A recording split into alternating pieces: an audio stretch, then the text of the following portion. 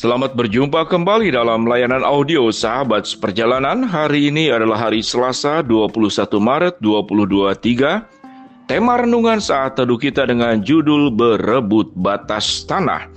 Berebut batas tanah, firman Tuhan terambil dalam Amsal 23 ayat ke-10 sampai dengan ke-11.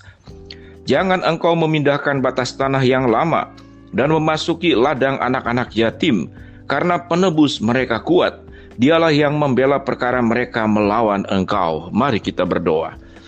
Bapa yang di dalam sorga, kami akan belajar tentang keadilan yang akan Tuhan tegakkan di suatu hari nanti.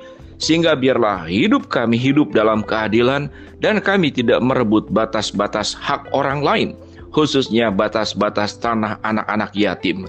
Dalam nama Tuhan Yesus kami berdoa. Amin.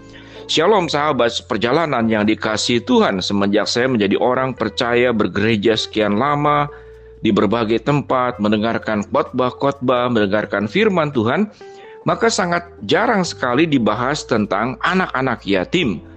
Bagi mereka dengan iman yang berbeda dengan kita, sangat sekali menjelaskan tentang bagaimana membela anak-anak yatim dan para janda. Sementara di dalam perjanjian lama, sangat banyak sekali catatan yang diperintahkan kepada bangsa Israel yang tentunya juga berlaku kepada kita semua. Jangan sampai kita melanggar hak-hak anak yatim. Dan itu dituliskan di dalam Amsal yang kita baca tadi, Amsal 23 ayat yang ke-10. Jangan kau memindahkan batas tanah yang lama dan memasuki ladang anak-anak yatim, karena penebus mereka kuat. Dialah yang membela perkara mereka melawan engkau. Anak yatim para janda adalah sebagai kelompok manusia dalam segala kelemahan dan ketidakberdayaan.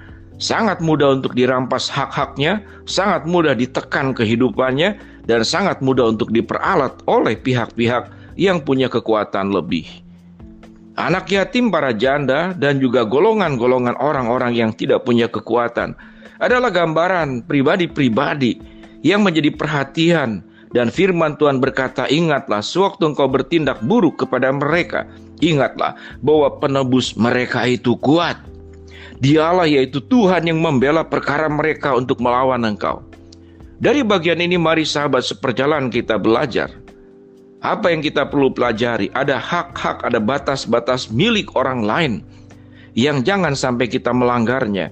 Karena pelanggaran kepada batas hak-hak manusia yang menjadi hak mereka, mereka mungkin tidak bisa melawan. Mereka tidak berani kemudian bersih tegang.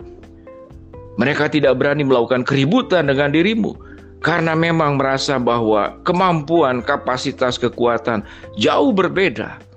Dalam kehidupan pun demikian. Sewaktu kita sebagai pribadi-pribadi yang tertekan oleh golongan orang-orang tertentu, karena kita lemah, karena kita tidak berdaya, karena tidak punya kemampuan melawan. Ingatlah sahabat seperjalanan, apapun bentuknya, ayat firman Tuhan berkata bahwa mereka punya penebus yang kuat. Dialah Tuhan yang membela perkara sahabat seperjalanan untuk melawan orang-orang yang menindas dan menekan engkau. Maka bagi kita yang tertekan, jangan khawatir kalau tidak ada pembelaan yang terjadi di dalam dunia ini karena engkau tidak mampu membayar, karena engkau tidak punya kuasa, engkau tidak punya jabatan, engkau tidak punya koneksi dan relasi yang bisa dihubungi. Tapi ingatlah, engkau terkonek, engkau terrelasi dengan Dia yang pembela yang maha kuat, yang akan membela dan menebus engkau dan akan menolong engkau. Pelajaran bagi setiap kita masing-masing yang diberi kekuatan apapun bentuknya, jangan bermain-main. Kalau kita boleh melihat cara yang simpel dalam keseharian kita adalah di dalam antrian. Misalkan kita membuat SIM, surat izin mengemudi, kita mengurus surat-surat lain. Ada yang namanya jalur resmi, ada yang namanya jalur belakang. Jalur resmi mungkin bisa diurus sehari, 2 hari, membutuhkan waktu, harus sabar mengantri sampai kepada bagiannya. Namun ada yang namanya itu jalur belakang. Pada saat mengambil jalur belakang, maka ada hak-hak antrian dari orang-orang yang sudah menyediakan waktu yang tertib mengikuti aturan dan kita rampas. Itu pun adalah bentuk daripada mengambil hak-hak anak yatim. Kita mengambil akan hak-hak orang-orang yang tidak punya daya dengan keterbatasan dana, keterbatasan kemampuan. keterbatasan kekuatan, mereka tidak bisa apa-apa. Sekalipun dalam hatinya ingin protes, dalam hatinya ingin melawan, namun tidak berdaya. Dengan demikian sahabat seperjalanan, biarlah kita menjadi pribadi yang harus selalu ingat, jangan melanggar hak-hak batas orang lain. Jangan juga berebut batas tanah, batas apapun dengan mereka yang di dalam kelemahan. Sementara perintah Tuhan sangat jelas. Bagi kita yang diberi kelebihan, bukankah firman Tuhan berkata, biarlah kelebihan setiap kita masing-masing untuk mencukupkan mereka yang dalam kekurangan. Itu tidak hanya diucapkan ayat tersebut untuk masalah persembahan di gereja, tapi dalam seluruh aspek kehidupan kita masing-masing. Kita yang kuat harus menolong yang lemah. Kita yang sehat harus mengurus yang sakit. Kita yang muda yang harus menjaga orang-orang tua. Kita yang berkelebihan harus membantu mereka yang kekurangan.